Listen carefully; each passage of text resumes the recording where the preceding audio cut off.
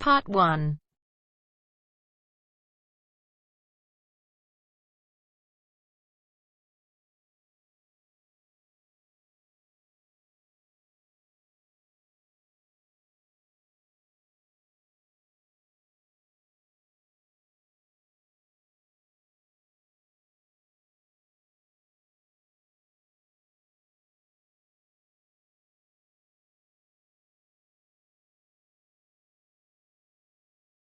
Renting an apartment.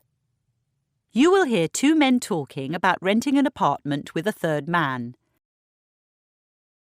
Before you listen again, you have 30 seconds to read questions 1 to 6.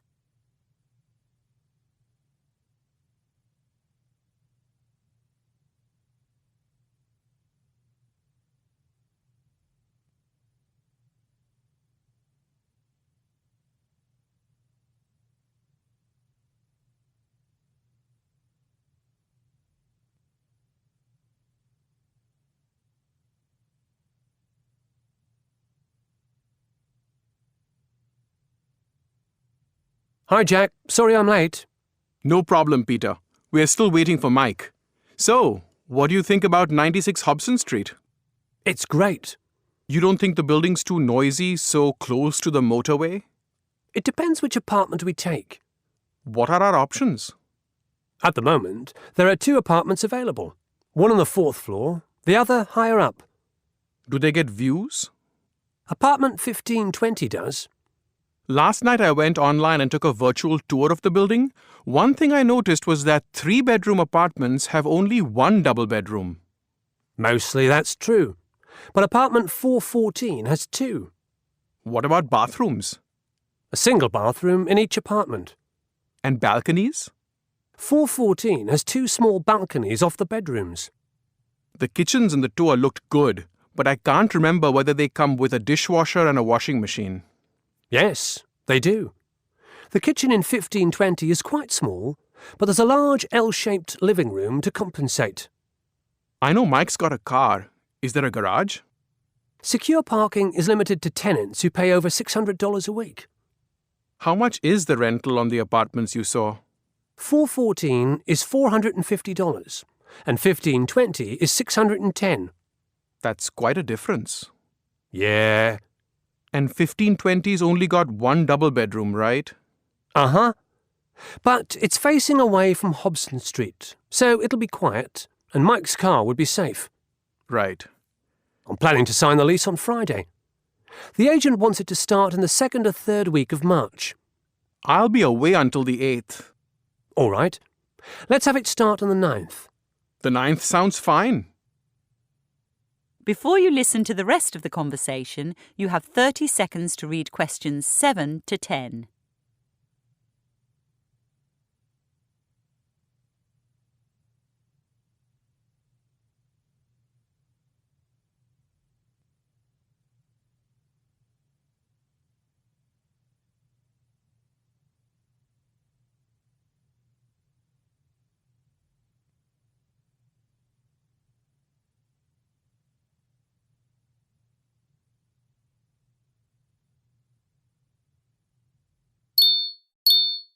Looks like Mike won't be here for another 20 minutes.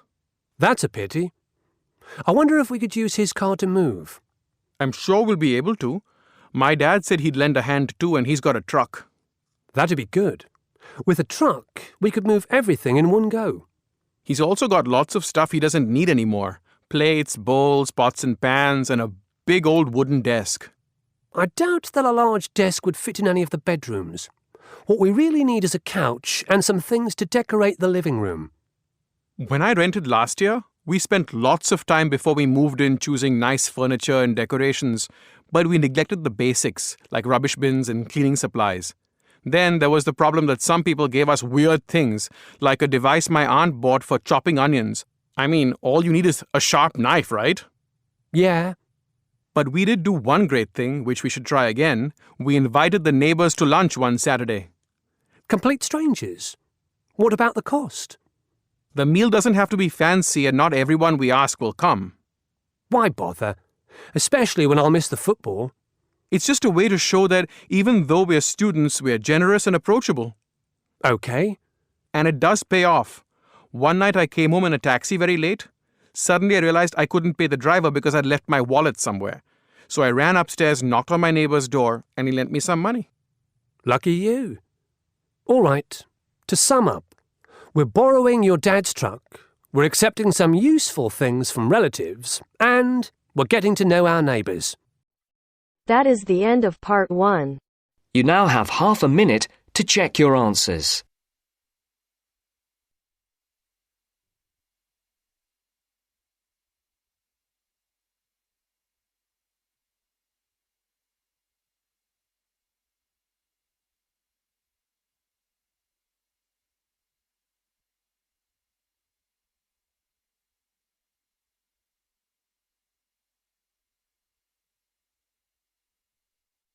Now turns to part 2.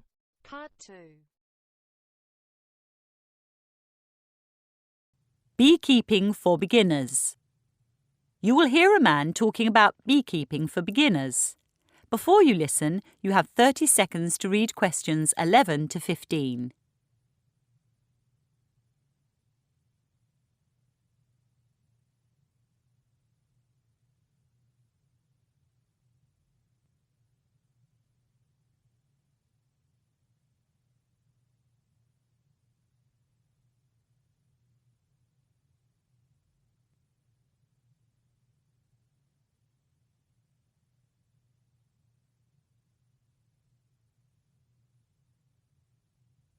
Good morning. As you may be aware, all over the world, bees are under threat. For their survival, the goodwill and hard work of enthusiasts like you is vital. Today, I'll present some facts about bees and beekeeping. Then I'll show you a Langstroth hive, which is a type commonly used by beekeepers. Bees and bee products can be eaten, and beeswax used to make candles and cosmetics. And of course, bees pollinate plants, so are essential in agriculture. There are many kinds of bees, solitary and social. Social bees live in colonies in the wild and can be cultivated in hives. The word eusocial describes the organisation of bee society. It's spelt EU plus social. It means there's one single reproductively active female to several males. It also signals a division of labour and cooperative care of the young by non-breeding individuals. In addition to honeybees, there are eusocial ants, termites, and naked vole rats. Before humans cultivated honeybees, wild colonies were raided, and sadly, this continues today. In Spain, 8,000-year-old rock drawings depict such raids, while Egyptian tomb paintings from 4,500 years ago show domesticated bees. However, the ancient Egyptians did not understand bee society and killed most of their insects in the quest for honey. Hives with movable parts that ensure continual honey collection and the safety of the queen were designed just 170 years ago by the American Lorenzo Langstroth. It is only in the last 300 years that the functions of the different parts of a bee colony and of the 3 types of honeybees themselves have been understood. A queen honeybee is the largest and most important member of honeybee society. She lives far longer than the other bees, up to 3 years, and her pheromones control the colony. Drones, or male honeybees, make up around 10% of a colony and live for just 4 months. They mate with queens and forage, but do little else.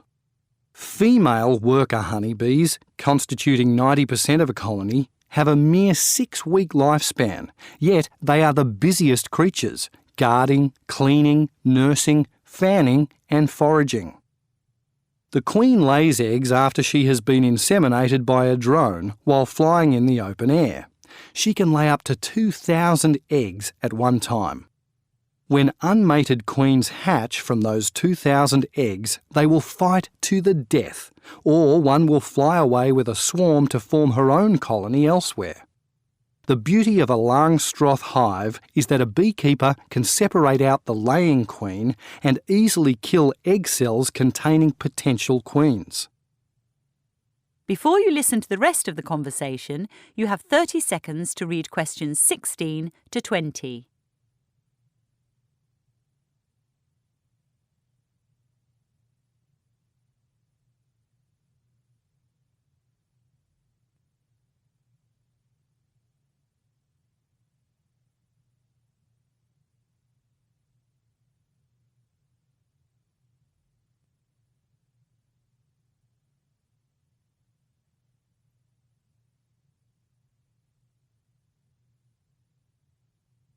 So let's look at some slides of a Langstroth hive. I can't open my own outside as it's winter and not much is happening, but also because we'd all need to be wearing good protective clothing. Bees sting, remember, and their venom is poisonous. 2% of people who are stung experience an uncomfortable allergic reaction, and without medical intervention, a tiny minority die from toxic shock. Anyone who'd like to keep bees must first determine their allergic reaction. OK, here's a Langstroth hive with 9 elements. It stands at 1.5 metres and contains extractive boxes, from where you take the honey, and a brood chamber, where the queen breeds. This hive's got 2 extractive boxes, but you can build it up to 5. The hive is wooden, with a cover and a stand at top and bottom. There's always a wooden lid, letter B on your diagram, and if keepers collect venom, there's a sheet of glass below the lid. The extractive boxes are shallow because they're frequently handled. They hold 30 kilos of honey each, and a beekeeper couldn't lift one if it were any deeper. The thin screen beneath the lower extractive box has holes that drones and worker bees can crawl through, but which are too small for the queen. She, therefore, remains in the deep brood chamber where the eggs are laid. The final element above the stand is a board that prevents other animals from getting inside. That is the end of part 2. You now have half a minute to check your answers.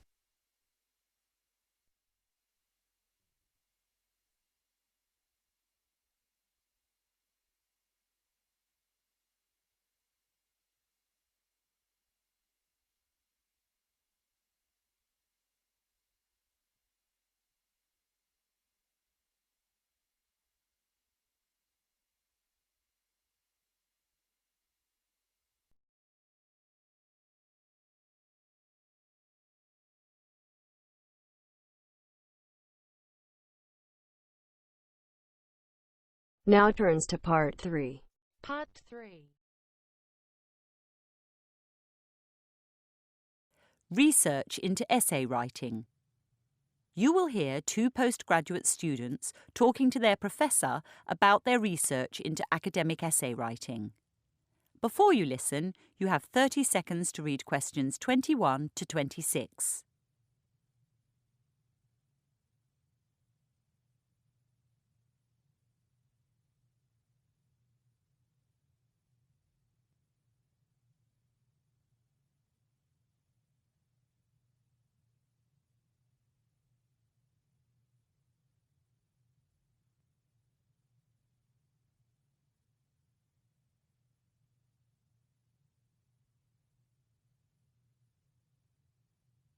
Come in, Sylvia. Come in, Jim. How are you? A bit tired, actually. I read 75 of the essays about smoking over the weekend. And you, Jim? I'm fine. I've read 20 so far. They're pretty interesting. A really good sample for our research. Yes, I found them stimulating. On the whole, their content is rather good. The students have done a fair bit of research. That's true. And they quote from reliable sources. The problems are more with style. Many of the ones I read seemed like oral presentations instead of academic essays. I'd agree with that. For a start, some of the vocabulary was inappropriate. Take this sentence from a conclusion. To get smokers to cut down or give up, there should be more ads on TV about the health problems, etc. Yes. Students forget that get and most phrasal verbs are spoken. Also, they need to steer clear of should and must. When a writer has a hypothesis to prove, he or she doesn't want to put the readers off with such strong language. A writer needs to use verbs like could or might instead. And avoiding adverbs like always and never is a must. After all, you never know when you'll be proven wrong. Absolutely. Over the years, many colleagues have challenged my academic papers.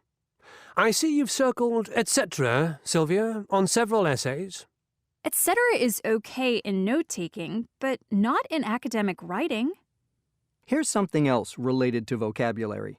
It's part of an argument about why people start smoking. At least, I think the student's written smoking. Maybe it's smocking? Go on. Men who avoid cigarettes may be assigned as nerds.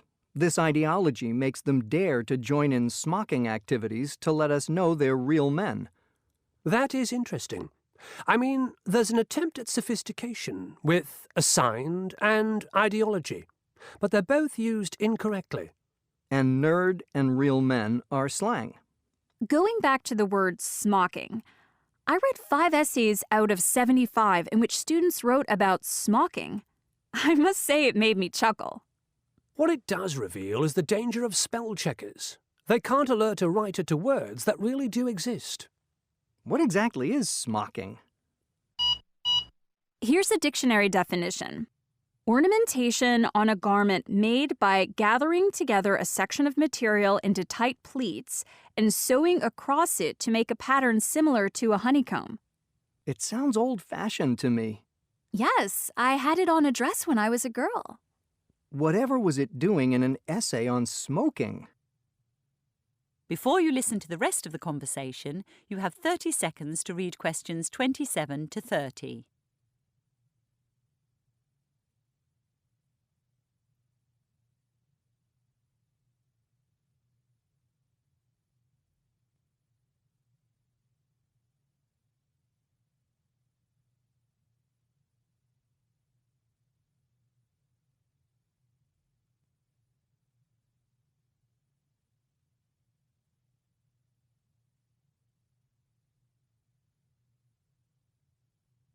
So, let's discuss what good academic writers do.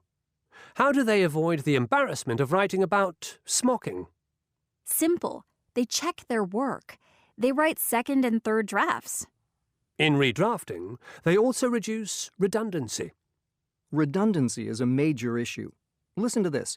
Secondhand smoke not only affects smokers, but also people around them, even loved ones, like wives and children, and it can lead to illness.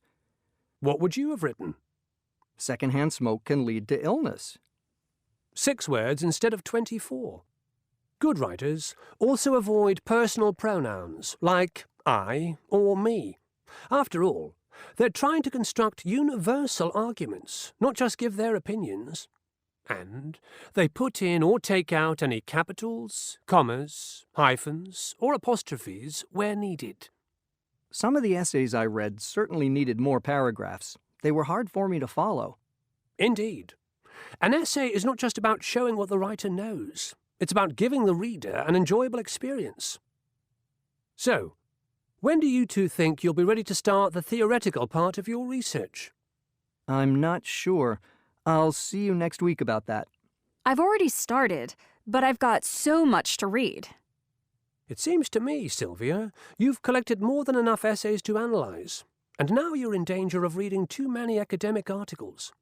I'd limit the time for your theoretical research to 1 month. Okay? Thanks. That sounded...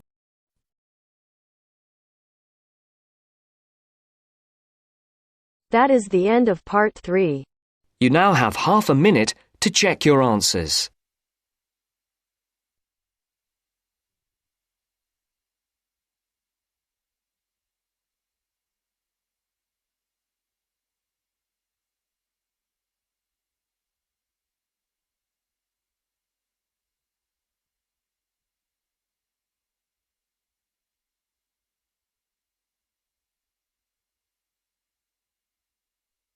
Now turns to part 4. Part 4. road congestion and market failure. You will hear a lecture on road congestion as an example of market failure. Before you listen, you have 45 seconds to read questions 31 to 40.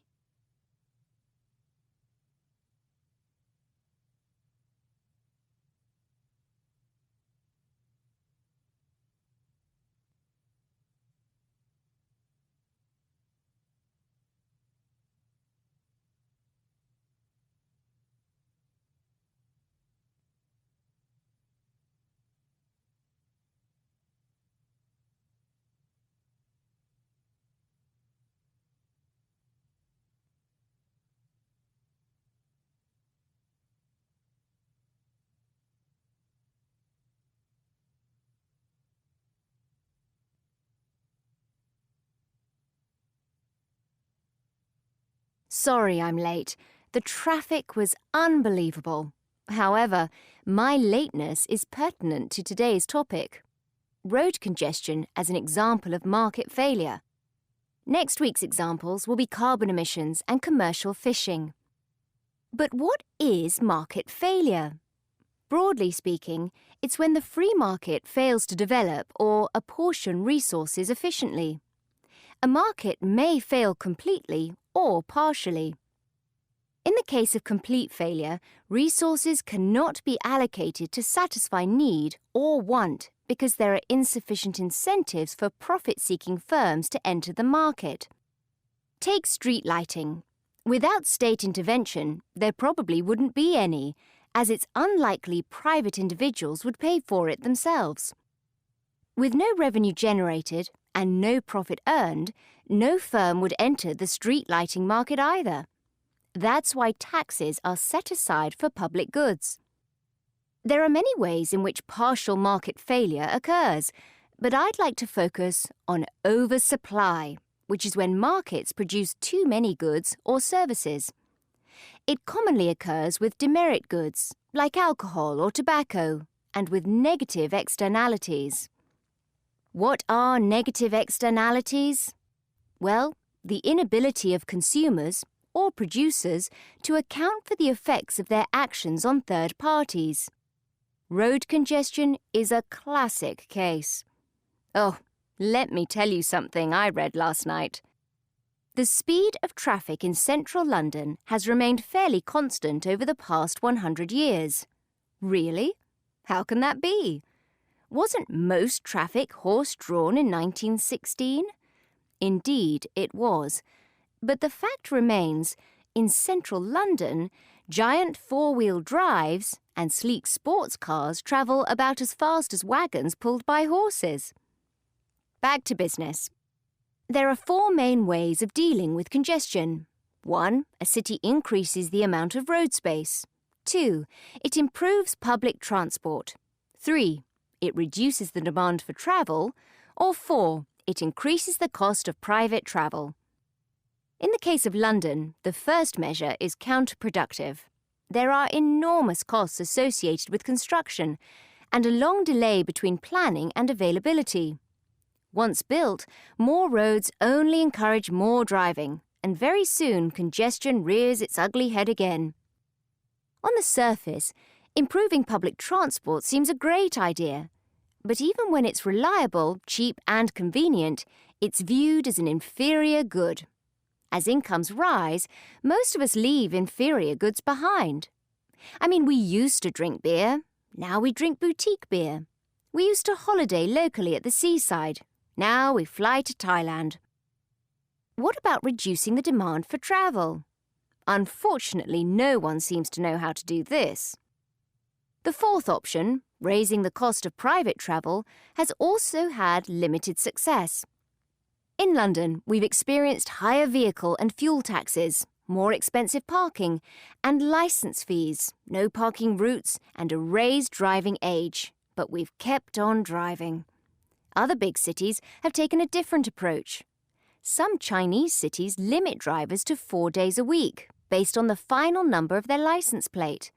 But the rich just buy 2 cars.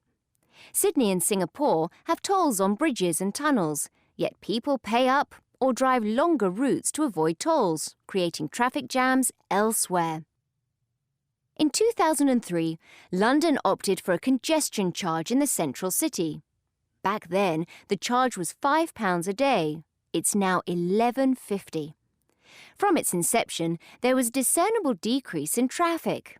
Estimates in 2004 by Transport for London, or TfL, were that traffic flow was reduced by almost 20%, or 50,000 cars per day. Journeys were 15% faster. The number of bus journeys rose by 15%, and cycle usage by 30%.